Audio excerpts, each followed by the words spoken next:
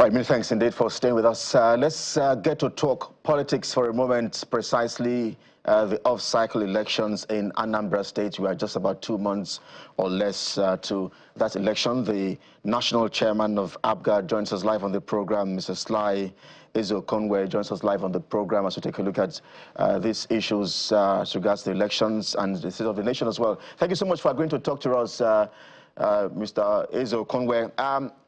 I'm sure that your party is ready with less than 2 months to go. Is that correct? Yeah, thank you very much for having me. I must say it's quite a pleasure and quite a thrilling one for me to be here this morning. And like you rightly said, it's less than 2 months actually, and we are as much as possible dotting all the I's, crossing all the T's, trying as much as possible to crisscross the entire length and breadth of Anambra State. But then there is one important factor. We believe as a political party that what was given to Professor Charles Chukwuma Soludo is a 4-year mandate. And there are no ifs and buts about that. And if you take into consideration what the governor said, that he is an agenda with a deadline, there is no time for unnecessary politicking. Our mandate is still with the people. The governor is, up and beat about it, trying to deliver on his mandate to the people. In fact, as I talk to you now, I am aware that the governor is right now holding the ESCO meeting. There are some persons that would have abandoned the governors just on the guise of campaigning. But here, we are trying as much as possible, visiting communities, commissioning projects, flagging up projects, holding meetings, doing everything. The business of government is still up and running. And that, on our part, we believe that that is the way to go. Why we know, yes, we'll have an election on the 8th of November, let's not forget the fact that the mandate resides with the people. And when the people see that you are still up and beat about, bringing about good governance, bringing about real development at all strata of the society, then the people will definitely have no choice than then to say, why don't you continue with this work? Well, all right. I mean, thank you indeed for your opening thoughts. So, in line with with Section 94, Subsection 1 of the Electoral Act 2022, I mean, parties, according to INEC, had the liberty to campaign somewhere around June until midnight of a day before the election, 24 hours to the election. So I imagine that you have intensified your campaigns for over 6 months now. I mean, even beyond before. Well, that's the point I'm making. Yes. So my question, Mr. Chairman, we have yet to even flag up our campaign. Yes, Mr. Chairman. So my question is, I know that you're well, officially you're yet to flag off the campaign, but my question is, so far so good, so that the Indian Anambra will understand how much your party has sacrificed. How much has been spent so far on your campaigns? Well, that will be of course, we have a campaign council headed by a professor who incidentally was the Director General of the Campaign Council in 2021. And we looked at all the indices and we said, yes, it's at best for him to continue. And so, like I said earlier on, the only thing I think the Campaign Council has done is to host the inauguration of the Campaign Council, which was done just about barely a week or 2 weeks ago. And so we cannot even begin to talk about the campaign expense. Of course, we know the provisions of the law, and we've made our commitment to the regulator, which is the Independent National Electoral Commission, that we, as a law-abiding political party, we intend to comply strictly with the campaign limit as set out in the Electoral Act. There are no ifs and buts about that.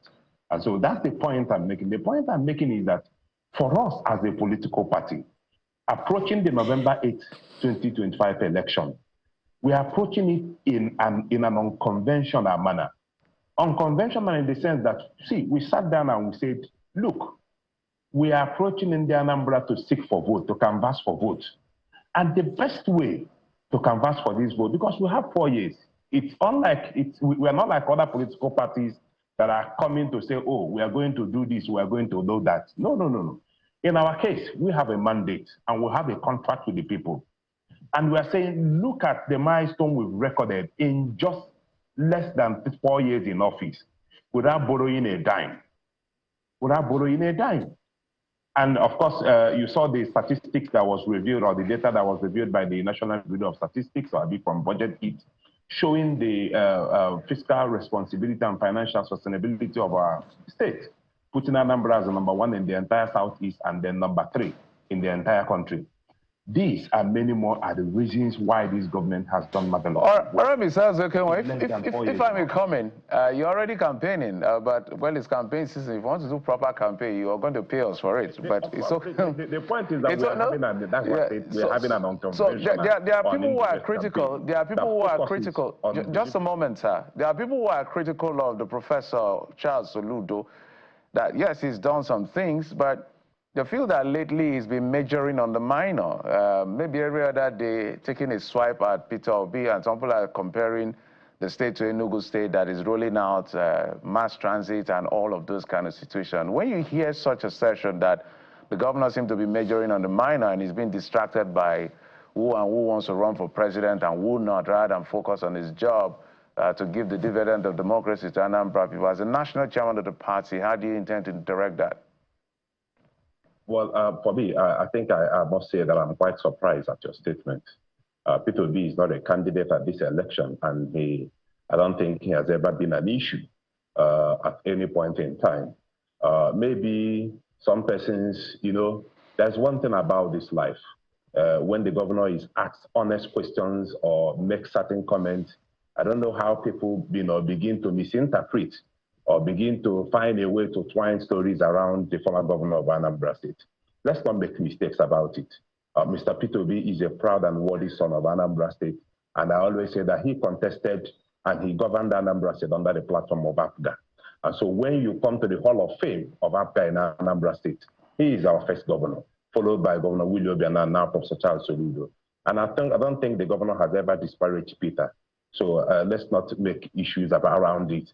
Anybody sitting somewhere that tries to pitch Mr. Governor against Peter Obi, well, that's that person's business. And then, but when you talk about measuring on the minor, then I think personally, I will have an issue with that. Because the only thing I know that the governor has done has been to question the credibility and the credentials of people who say they are coming to run for an office. And you know very well that under the Constitution, the qualification of credentials for someone who wants to govern a state is an issue that is at the core, very much at the core of the credibility and qualifications of a candidate. And then when you have a candidate who probably parades a WAEC certificate, for example, that looks all fake, with even the results looking quite questionable, with regards to the if I may use the appropriate word, the qualification for someone to hold the exalted office of course, the governor of a state, then I don't think you will be right to call that majoring on the minor. For us as a state, and if you look at the mandate, if you look at the 5 pillars of this government, one of them, the present administration, one of them is governance and value system. There is something fundamentally wrong. That someone who says he's running for the office of the governor in a state, and a state like Anambra, the state of Chinua Achebe, the state of Professor Kenneth Dike, the state of Nnamdi Azikiwe, you are parading a result where you have just about 2 passes and 1 credit. There is something fundamentally wrong about that. That's not the way we want the society to go. And when the governor raises an issue about such qualification or such credibility, then that cannot ostensibly be called majoring on the minor. I really beg to disagree with you. Yeah, Mr. Azokenwa, in just 30 seconds, if you can, how safe will Anambra be during the election? We see what played out just at the by-election, and we've also seen the flags that Agunde Chamber got for the irresponsibility of some of the people in that militia. That is not to my knowledge. Yeah, Agunde Chamber. Well, of course, you saw even before the election, I think it was the AIG who was in charge of the election. They did make an announcement stating clearly that Agunde Chamber, or the unconventional security outfit of the state, is not to be part of the election, and they were not part of the election. The only place, and I make bold to say this, I've said this here before, the only place that Agunde Chamber was seen on that day was at the residence of the APC senatorial candidate who had abducted some federal government staff, coppers who were sent from various places. These people are from various states in Nigeria. They don't know anywhere. They don't know the credit of Anambra State. And a senatorial candidate at an election, ostensibly to change the outcome of the election, decided to kidnap federal government staff. And when you talk about kidnapping, then it's no longer an election issue. It becomes an entirely different issue, governed under the Homeland Security Law of Anambra. And that was what necessitated the intervention of the Agune Chamber. Outside of the perimeters of the residence of the APC senatorial candidate, when they went to rescue the hostages that he was holding, Agune Chamber security outfit was not seen anywhere around that election. All right. I make bold to say that. All right. Well, it's a fine place to anchor a conversation, Mr. National Chairman, even though there are many questions that are begging for answers. For instance, I'm sure there are some aggrieved members in your party who are not also totally happy with the fact that Professor Soludo is representing your party, as well as the choice of Nwachukwu for the by-election. But we have to leave it here. Hopefully we get to speak with you again just before the elections when we're talking to the APGA National Chairman, Mr. Sly Eze Okonwe. Thank you indeed for your time on the program. Thank you. Thank you for having me. All right, so we head to our final part of the show this morning as we get to talk about issues around the Lagos waterfront and demolitions here in Lagos. The commissioner for that ministry joins us live on the program in just a moment. Please stay with us.